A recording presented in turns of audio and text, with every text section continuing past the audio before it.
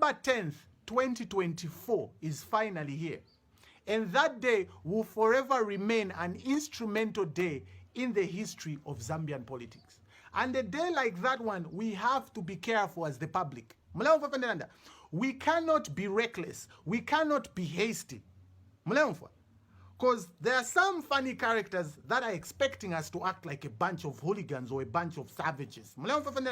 So we have to be very careful. With that being said, I would like to put on my conspiratorial hat. This is a tinfoil hat. Because this video is one that would be considered one coming from a conspiracy theorist. Whatever I'm going to say in this video is not based on facts. It's based on my opinion, my perspective of the situation. I am simply theorizing. There is no facts to back up whatever I'm going to say. I am not an anarchist. I'm not trying to alarm the nation. I do not support any unlawful behavior.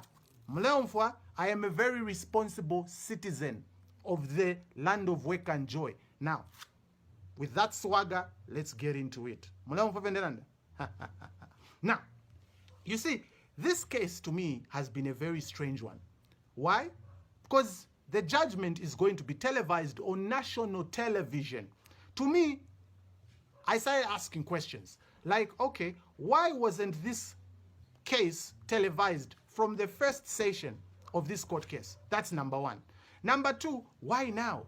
Because this case has been a secret. In a way, it's been like a closed case ever since it began. They didn't allow each and every Jim and Jack to enter the courtroom. There was even one point where they told the former president that he would have to be in the courtroom by himself with no representative. Then all over the sudden, the judgment, they tell us, oh no, it's going to be televised on TV.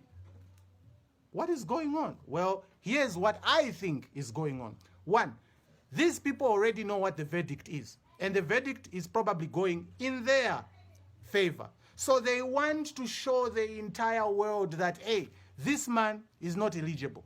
That's my opinion.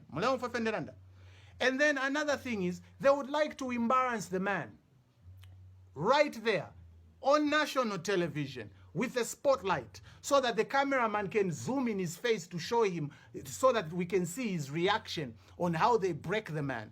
That's just my perspective. Another thing is to break the hope, you understand, the spirits of his supporters. So that his supporters should think, oh, hope is lost, there is nothing we can do now, we just have to accept that these guys, come 2026, they will be re-elected in office. That's what the plan is.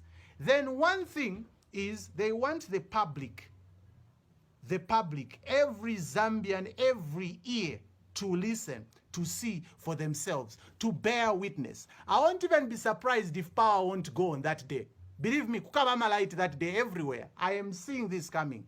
I'm sure now na import power for that specific day. That's just my opinion. They want the whole Zambia to know, so that when the whole Zambia can react negatively to say, oh, our big man has been told that he cannot run 2026. Then when the public reacts like a bunch of savages, which you shouldn't do, they may use that as a means to say, oh my God, there is civil unrest in the country, so we are going to declare a state of emergency. Hence, they will now try to steer the elections in their favor.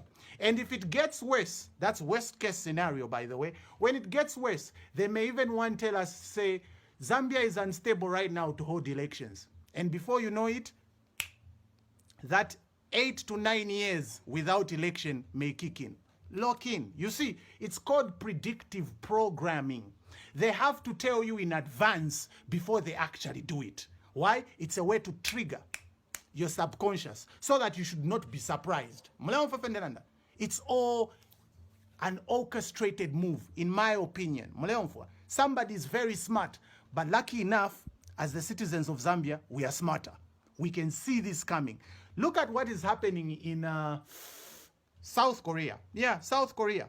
What happened? The president over there has been losing public support. He has fallen from grace from the public. They don't want him anymore. But in his desperation to cling on to power, guess what this motherfucker did?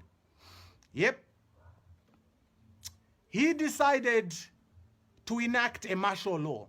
For those that may not know what a martial law is, it's when they actually tell or give the power to the military, where the president hands over the power of the country, or the power he has, which has been bestowed on him, to give it to the military. Area now you will see soldiers all over, armored vehicles, helicopters flying over your head, jets flying, and all the citizens will be, you'll be afraid. Why? Because he thought if he could do that, he could sway a few heads and then maybe scare the public, and I don't know what he was trying to do. But you see, this tactic can work anywhere. Now, I'm not saying that's what's going to happen in Zambia, but I'm just telling you that this is just a theory. This is me right now stating based on what I see, what my opinion is. Otherwise, as Zambians, we have to be very careful. We cannot throw away this. We cannot throw away our peace that we've had for 60 years. That's a very long time. You understand? We have to be calm. It doesn't matter whether the man is eligible or is not eligible. You have to remain peaceful. Because it's a game of chess, not draft. Because if you remain peaceful, they cannot take the election away from you. If you are peaceful, you will still have 2026 elections. Besides, there's always a plan B. And the plan B is that we wait for 2026 elections. We will find somebody to vote for. I mean, the people always do.